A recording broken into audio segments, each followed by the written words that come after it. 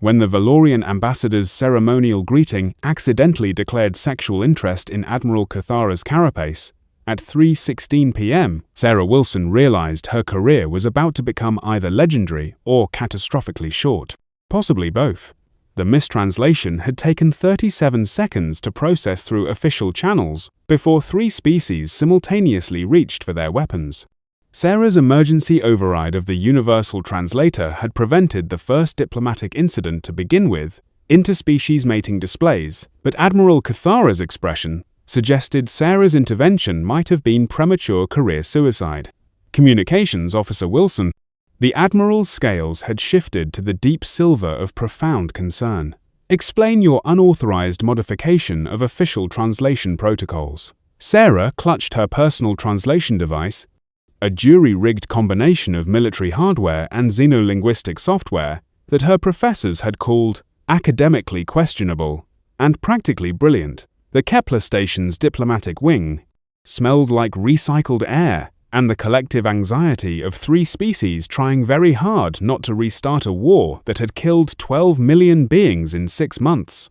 I bypassed the ceremonial language filters, Admiral, Sarah said, her voice carrying the careful precision of someone who'd learned that honesty was usually better than cleverness.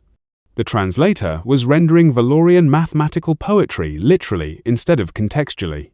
Through the station's viewport, hegemony warships held position just outside the system's edge, waiting to see if diplomacy would succeed, where conventional warfare had failed catastrophically. The 48-hour ceasefire deadline meant today was definitely not the day to test whether her grandmother's philosophy about communication applied to preventing galactic conflict.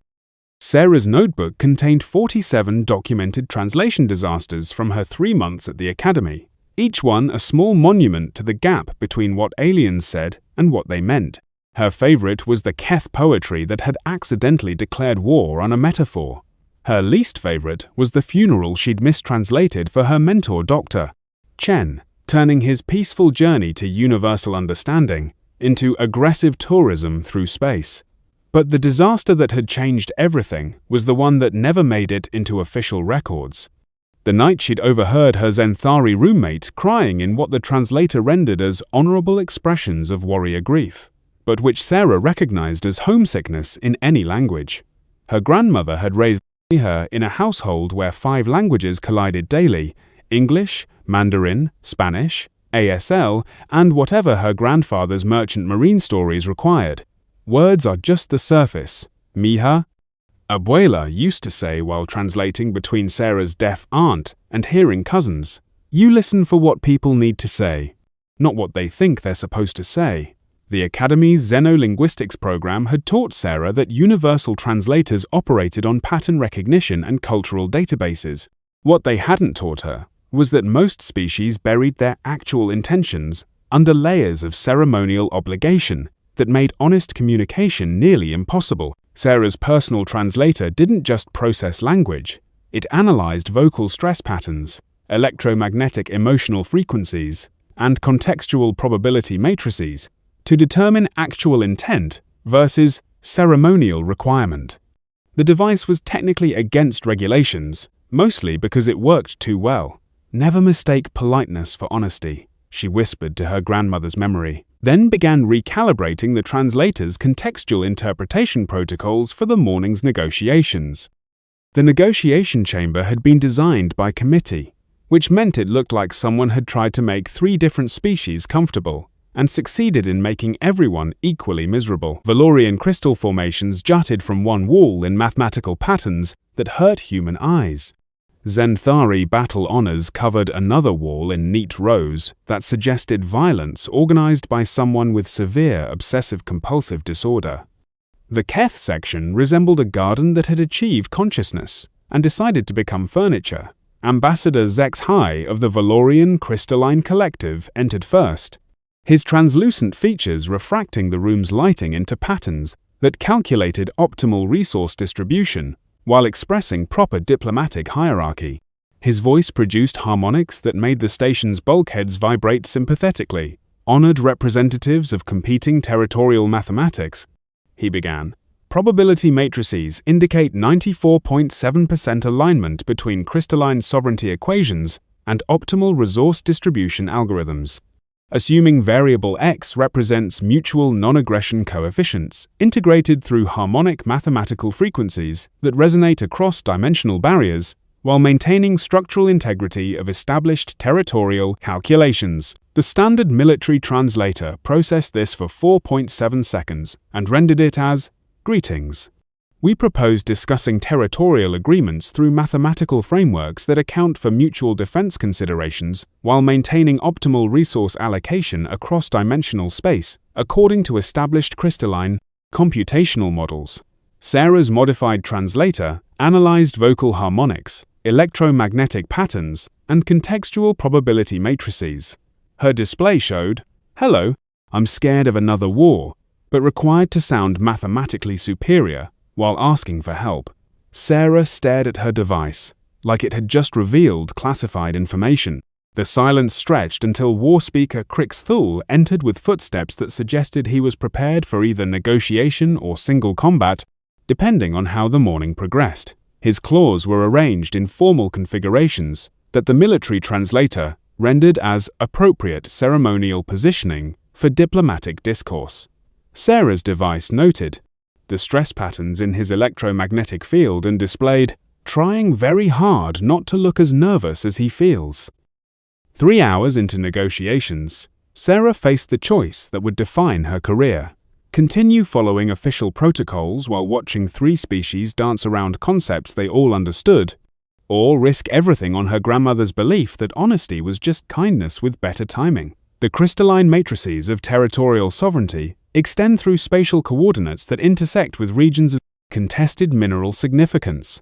HFY explained, his mathematical poetry describing asteroid fields that everyone in the room knew contained resources all 3 species desperately needed. Calculated extractable resources approximate 847.3 teratons, with margin of error approaching 2.7%.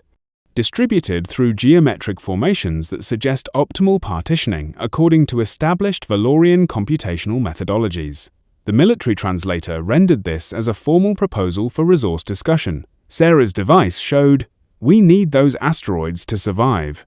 But I'm required to pretend this is about mathematical elegance instead of desperation." Sarah looked around the room at 3 species who had been performing ceremonial dances around survival for 6 months, while their people died in a war that served no one's actual interests. Her grandmother's voice whispered through 40 years of memory. "Sometimes the kindest thing you can do is say what everyone's thinking, but nobody's allowed to say." "He needs those asteroids to keep his people alive," Sarah said quietly. "But he's required to pretend it's about mathematical elegance instead of desperation."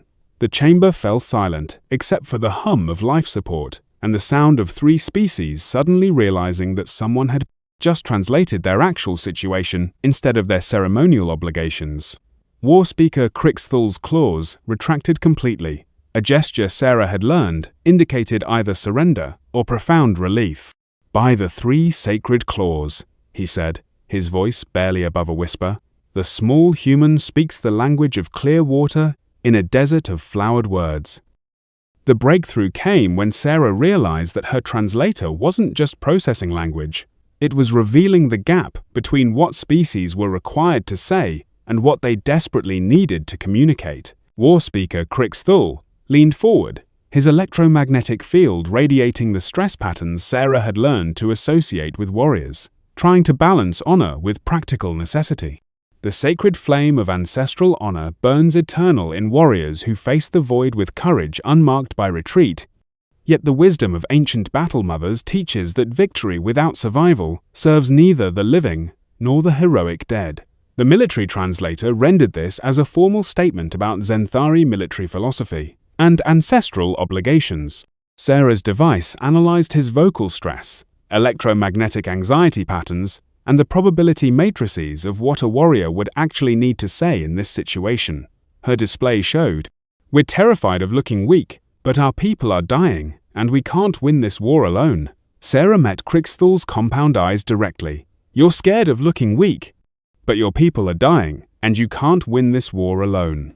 The silence that followed was the kind of quiet that preceded either breakthrough discoveries or career-ending disasters. Crixthul's claws touched his chest in the Zenthari gesture for recognition of profound truth. The sacred words cut through ceremony like plasma through the void. Yes, warrior sister. We fear the appearance of weakness more than death itself, but our cubs grow hungry while we maintain honor through mathematics that feed no one. Across the table, Hive Voice Velneth's compound eyes reflected the holographic displays in fractal patterns. Her voice carried harmonics that Sarah's enhanced translator identified as collective anxiety, filtered through hive mind consensus protocols. Our collective assessment processes indicate resource scarcity approaching critical thresholds, with survival probability matrices declining across all projected scenarios unless cooperative frameworks achieve implementation within acceptable temporal parameters, she said, her words carrying the weight of billions of individual voices speaking in careful unison. Sarah's translator cut through the hive mind formality. We're all going to die unless we start working together, and we're running out of time to figure out how. You're all going to die unless you start working together, Sarah translated, and you're running out of time to figure out how. For the first time in 6 months of warfare, all 3 alien representatives were nodding. The real test came during the trade negotiations, when Sarah had to choose between preserving diplomatic protocol and translating what the negotiators actually meant to communicate.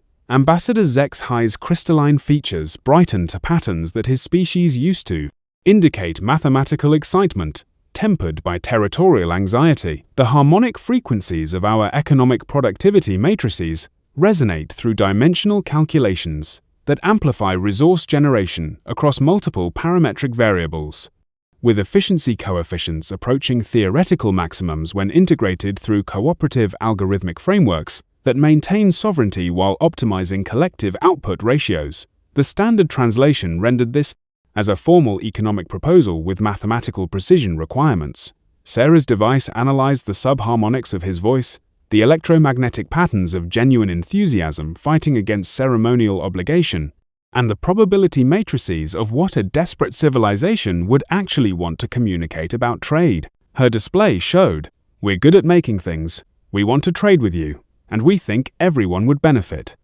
But I'm supposed to make this sound like a mathematical inevitability instead of a desperate plea for economic cooperation.